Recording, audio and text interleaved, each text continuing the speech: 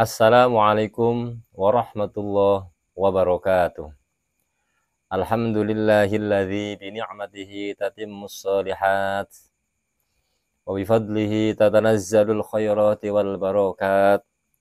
Allahumma shalli ala Muhammad wa sallim wa ala alihi wa sahbihi ajma'in bi kamalil khairat.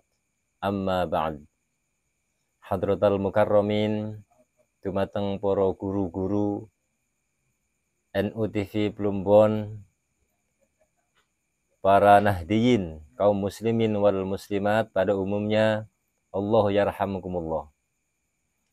Di kesempatan yang penuh dengan keistimewaan, orang Jawa bilang golden moment, di mana di bulan inilah bulan yang penuh dengan keemasan, bulan yang dimana kita bisa membersihkan diri dari segala kekhilafan, kerusakan. Untuk itu, marilah kita bersama-sama berusaha, di mana di bulan ini dikatakan bahwasanya Syahrul Ramadan adalah syahrun taharullahu fihil abdan wa nawwara fihil akwan. Saya tertarik dengan syahrun taharullahu fihil abdan, di mana di bulan ini kita mendapatkan kesempatan untuk membersihkan diri, badan kita, baik secara jasmani ataupun secara rohani. Secara jasmani jelas terkait dengan kesehatan. Secara rohani ini yang perlu kita perdalam. Satu hadis yang diriwayatkan oleh An Aliyo radhiyallahu ta'ala anhu ay karramallahu ajah, Sayyidina Ali meriwayatkan satu hadis dalam kitab Nashihul Ibad. Beliau Syihabuddin Ahmad bin Hajar al-Asqalani menafsirinya bahwasanya laula khamsa khisalin lasorun nasu kulluhum sholihin. Andai kata seandainya tidak ada menempel dalam diri seseorang atas 5 sifat, maka yakinlah bahwasanya seluruh manusia dalam kebersihan. Artinya kholisin anil fasad, semua akan dibersihkan dari kekurangan. Hadirin NU TV Plumbon yang dirahmati Allah. Dalam hal ini adalah sebuah keniscayaan. Kalau seseorang bersih dari segala kerusakan. Tetapi inilah konsep yang ditawarkan oleh Sayyidina Ali karramallahu wajhah ketika manusia ingin jadi bersih dari segala kekhilafan, dari segala kerusakan. Ini ditawarkan yang pertama dari 5 sifat yang harus kita hilangkan ketika ingin menjadi manusia yang bersih dari kerusakan. Di situ dikatakan al-qana'atu bil jahli, yaitu menerima dengan keterbatasan atau menerima dengan kebodohan, menerima dengan ketidaktahuan dalam hal. Di situ dikatakan bi'adami ilmi biddin, tidak mengetahui tentang keilmuan agama, tetapi dalam nyatanya dan usahanya tetap mau belajar. Mudah-mudahan dengan proses masih belajar, ketidaktahuan ini dimaafkan oleh Allah Subhanahu wa taala. Amin ya rabbal alamin. Pertama yaitu adalah qana'atu bil jahli, ketidaktahuan tentang ilmu agama. Di situ diriwayatkan Rasulullah sallallahu alaihi wasallam, Allahu yabghudu kullu alimin bid dunya jahilin bil akhirah. Allah membenci banget dengan orang yang ahli dalam ilmu duniawi tetapi dia bodoh ilmu akhirat. Ini. Maka dari itu, kalau kita hari ini tidak mengerti tentang ilmu duniawi, okelah, itu aku kekurangan. Tetapi Allah lebih benci lagi kepada orang yang tidak mengetahui tentang ilmu akhirat. Tetapi kita tetap berusaha untuk belajar mengetahuinya. Wa ruwiya annahu sallallahu alaihi wasallam qol, dzanbul alimi dzanbun wahidun wa dzanbul jahili dzanbani. Artinya, dosanya orang alim yang mengetahui tentang ilmu agama tetapi tidak mengetahui ilmu yang lain, itu dzanbun wahidun. Tapi ketahuilah, wa dzambul jahili dzanbani. Ketika orang bodoh tidak mengetahui ilmu agama, ini dosanya dua. Kenapa? Karena satu, dia tidak mengetahui, yang kedua tidak mencari tahu. Makanya dosanya dua. Tetapi kalau orang alim, walaupun dia ketatarapan dosa satu, itu karena dia keterbatasannya atau belum mengetahuinya.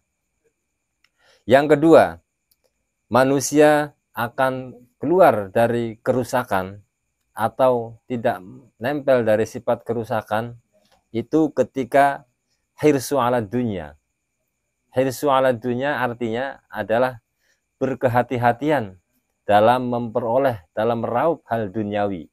Ini diantaranya kunci daripada orang itu akan bersih dari segala kerusakan. Dikatakan Ruya sallallahu alaihi wasallam, atau dalam kata lain zuhud. Zuhud di sini bukan berarti menjauhi dari urusan dunia, tetapi yang dimaksud di sini adalah zuhud, yaitu cukup mengambil cukup secukupnya saja untuk kebutuhan duniawi, selebihnya tidak. Itulah yang dinamakan zuhud. Qala sallallahu alaihi wasallam, az-zuhdu fid dunya yurihul qalba wal badan. Yurihud dunya, bahwasanya dinamakan zuhud, kata Nabi sallallahu alaihi wasallam, yang dinamakan zuhud yaitu adalah orang yang mengambil secukupnya atas dunia dan merasakan hati dan badannya tenang. Tetapi kebalikannya, kalau orang menggebu-gebu tentang hal duniawi ya, ad-dunya liman tazawwada minha la khairu fihi warruhbatu fiha tat'abul qalba wal badan. Tetapi kebalikannya, ketika orang menggebu-gebu tentang hal duniawi ya, maka yang ada adalah kesusahan dalam hatinya pun juga badannya. Ini. Makanya kalau kita mau bersih dari segala kerusakan, hirsu ala dunya, berkehati-hatian untuk mengambil duniawi. Yang ketiga, kunci daripada terlepas dari kerusakan, yaitu adalah wasyuhu bil fadli. Wasyuhu bil fadli artinya adalah mengambil secukupnya kebutuhan kita, selebihnya kita sedekahkan atau tidak kita ambil. Ini memang sebuah keniscayaan. Kalau makom kita-kitaan, walaupun hari ini kita cukup dan ada untuk makan, tetapi pastinya dan umumnya pasti akan menyiapkan untuk hari esok, bahkan untuk 1 bulan, bahkan lebih dari itu ada. Ini memang manusiawi. Tetapi inilah yang disampaikan oleh baginda Sayyidina Ali karramallahu wajhah, bahwasanya ketika kita ingin terlepas dari kerusakan, ambillah harta duniawiya secukupnya saja. Wasyuhu bil fadli ayil bukhli bima zada an hajatihi fi dzalikal waqti. Yang keempat, ar-riya'u fil amal. Ini juga sebuah keniscayaan. Kalau kita pengen tidak rusak secara badan, amaliyah dan semuanya, itu ar-riya'u fil amal, yaitu adalah riya ketika kita beramal, berpamer ketika beramal. Artinya ayat tarkul ikhlas fil amal bimulahadatin ghairillah. Yang dinamakan riya yaitu adalah tarkul ikhlas fil amal, yaitu meninggalkan ikhlas seolah-olah ikhlas bimulahadati ghairillah, tetapi seolah-olah hanya yang mengetahui adalah Allah. Inilah yang dinamakan riya. Jadi kalau kita beramal seolah-olah itu ikhlas, tetapi nyatanya bimulahadati ghairillah, mengharap pujian dari orang lain, ini termasuk kata riya. Ruya annahu sallallahu alaihi wasallam, asyadun nasi adzaban yaumal qiyamah man yuran nas annaqihi khairun wala khairu fih. Nabi bersabda bahwasanya Waruya annahu sallallahu alaihi wasallam man ra'an nasa fawqa ma indahu min khasyati fahuwa munafiqun. Asyaddun nasi 'adzaban yaumal qiyamah man yurun nasi annaqihi khairan la khaira fi. Bahwasanya lebih berat-beratnya siksa kepada manusia di hari kiamat nanti adalah yaitu orang yang ketika beramal di situ pengen pujian dari orang, bahkan tidak memperdulikan selain pujian orang tersebut. Tetapi kebalikannya, waruya annahu sallallahu alaihi wasallam, kebalikannya, Nabi juga bersabda, man ra'an nasa fawqa ma indahu min khasyati fahuwa munafiqun.